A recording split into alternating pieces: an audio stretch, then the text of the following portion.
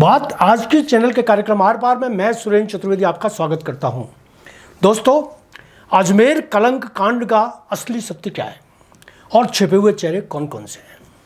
हिंदू मुस्लिम धर्मों की इकजदगी के नारे आखिर धरे रह गए और वैशी मुस्लिम दरिंदों ने अजमेर की पावन धरा पर वो खेल खेला जिसका पटाक्षेप अब अदालत ने आजीवन कारावास देकर कर दिया है। 6 दरिंदों पर 30 साल तक केस चला। जिन युवतियों पर दैहिक आक्रमण हुए थे वे उम्र दराज होकर दादी नानी बन गईं। हमलावरों की तीसरी पीढ़ी ने अदालत का फैसला सुना। 6 युवतियां ब्लैकमेल और क्रमवार बलात्कार सहन नहीं कर पाईं और अपनी इज्जत लूटने के बाद घर की इज्जत बचाने के लिए अपनी जान से खेल गईं। अजमेर के इस कलंक कांड को विश्व का सबसे बड़ा ब्लैकमेल कांड माना गया, सबसे बड़ा सेक्स स्कैंडल, सबसे घिनौना और पैसाचिक कांड। सरकार, पुलिस, राजनेताओं, पत्रकारों, धर्मगुरुओं और अदालत ने इस कांड में जो भूमिका अदा की उसे सामने लाया ही नहीं गया। सिर्फ मुस्लिम वैश्यों के कारनामे के कुछ हिस्से को ही किस्सा बना दिया गया।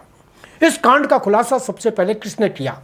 पत्रकारों और अखबार मालिकों में इस बात की होड़ लगी रही और राजनेताओं ने असलियत का चेहरा ही ढक दिया।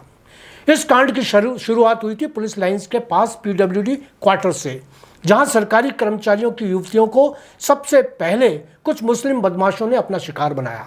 गैस कनेक्शन दिलवाने का झांसा देकर 2 बहनों को दरगाह इलाके में बुलाया गया। युवा कांग्रेस के तत्कालीन नेताओं ने उनसे मनमानी की, उनके अश्लील चित्र खींचे और यहीं से शुरू हुआ कलंकित कांड का क्रमवार सिलसिला। शिकार हुई लड़कियों से शिकार मंगवाए जाने लगे। तभी मुझे मामले की भनक मिली। एक युवक ने मुझे बाई पोस्ट कुछ फोटोज भेजे, फोटोस्टेट के रूप में। जानकारी हासिल करते हुए मैं पुलिस लाइन की उन लड़कियों तक पहुंच गया जिनके साथ सिलसिलेवार नाइंसाफी हो रही थी। उस समय न्याय अखबार से जुड़ा हुआ था मैं। युवतियों ने मुझे अपने साथ हो रही ब्लैकमेल की सारी घटनाओं की जानकारी लिखित में दी।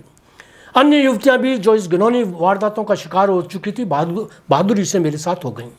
न्याय अखबार के मालिक आदरणीय बाबा विश्वदेव को मैं हर जानकारी से अवगत करवा रहा था। मुझे डर था कि अमन और शांति से रह रहे हिंदू मुस्लिम धर्मावलंबियों के बीच कहीं इस कांड में जहर न घुल जाए। इसलिए मैंने मेरे घर कुंदन नगर पर कुछ जिम्मेदार दोस्तों को भोज पर बुलाया। उनको बताया कि कुछ वैशी मुस्लिम हिंदू युवतियों के साथ कितना घिनौना खेल खेल रहे हैं। भोज पर पत्रकार गिरधर तेजवानी, राजेंद्र याज्ञिक, निर्मल मिश्रा, युवा कांग्रेसी कैलाश झालीवाल और मुस्लिम कांग्रेसी नेता विधायक हाजी कयूम खां मौजूद रहे। सर्वसम्मति से कयूम खां को यह जिम्मेदारी सौंपी गई कि मुस्लिम युवकों के खिलाफ वे आवाज़ उठाएं और पुलिस में रिपोर्ट दर्ज कराएं ताकि धार्मिक माहौल ना बिगड़े। बाद में इन सभी पत्रकारों ने अदालत में ठोक कर बयान दिए, मैंने भी। यहाँ तक कोई मीडिया ट्रायल नहीं हुई थी। बाबा विश्वदेव शर्मा पूरी तरह घटनाक्रम पर नजर रखे हुए थे और जिम्मेदारी से अपने नागरिक कर्तव्य का निर्वाह कर रहे थे। मैंने उस समय के नगर परिषद सभापति वीर कुमार को भी विश्वास में लेकर पूरी बात बताई।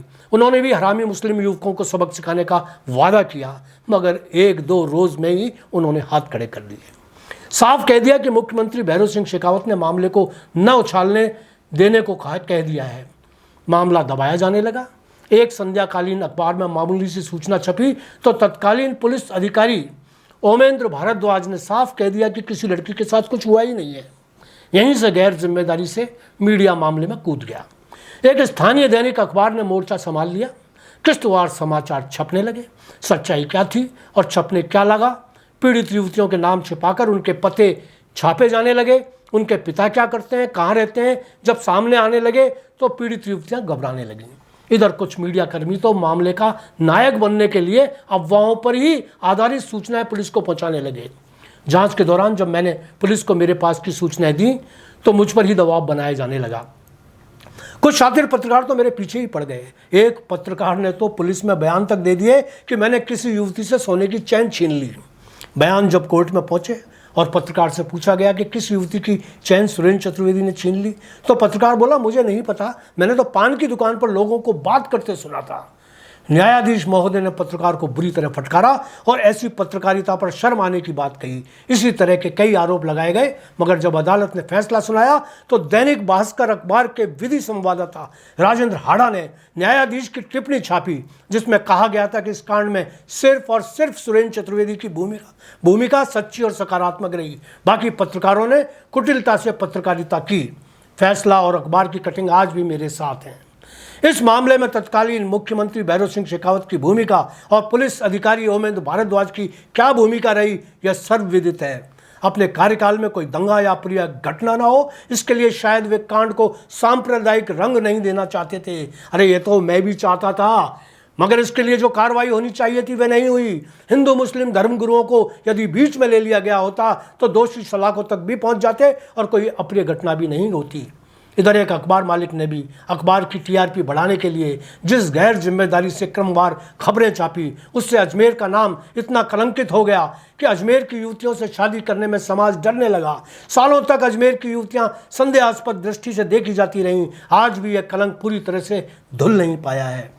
जिन युवतियों की आत्महत्या का होना बताया जा रहा है, उसमें भी मीडिया की भूमिका बहुत ज़्यादा रही। हर रोज ये डर बना रहता था कि पता नहीं किस युवती का नाम या पता या जान पहचान की आसपास की चीज़ें अखबार में आ जाएं और वह समाज में मुंह दिखाने लायक न रहे। इसके बाद जब अदालती कार्रवाई हुई तो वह भी शर्मनाक हुई। अदालत में दिए गए लोगों और पीड़िताओं के बयान छापने पर प्रतिबंध नहीं लगाया गया। बयान बदनामी का कारण बनते रहे। अदालती कार्रवाई की रफ्तार यह रही कि आज 30 साल बाद फैसला संभव हो पाया है, जबकि अभी भी एक आरोपी पुलिस गिरफ्त से बाहर है। उधर हाई कोर्ट जाने का विकल्प आरोपियों के सामने खुला है। सोचिए कि अंतिम सजा कब मिलेगी भी या नहीं। जिस कांड में 80% पीड़िताओं ने अपने बयान बदल दिए हों, 80% गवाह भी हॉस्टाइल हो गए हों, पीड़िताएं दादी नानी बन चुकी हों, लोग आरोपियों को पहचान नहीं पा रहे हों, ऐसे में अंतिम फैसला कितना सार्थक हुआ सोचा जा सकता है। धन्यवाद, आज इतना ही।